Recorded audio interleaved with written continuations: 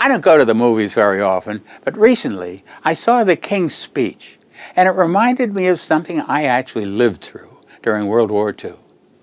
The movie's the story of King George VI of England, who was crowned King of England after the abdication of his brother, King Edward VIII. The king was smart, but he stammered badly.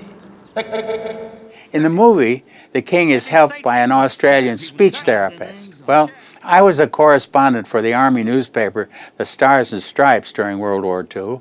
I made a lot of friends in the news business, and one was the great war correspondent Homer Biggert, who worked for the New York Herald Tribune.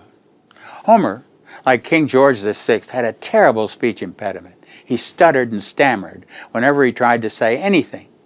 A number of reporters, including Homer and myself, were in North Africa in 1943, covering the visit of King George to the troops there.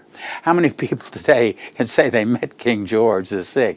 Well, the king was reviewing the British and American troops that day, and a bunch of reporters were told to assemble in the British Officers Club, where we would be greeted by the king himself.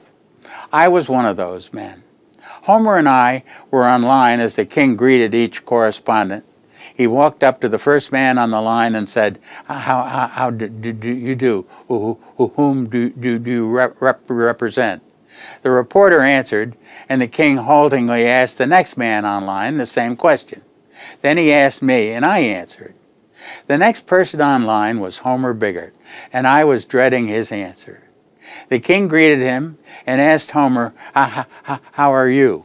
But before Homer could answer, the king moved down the line to greet the next reporter.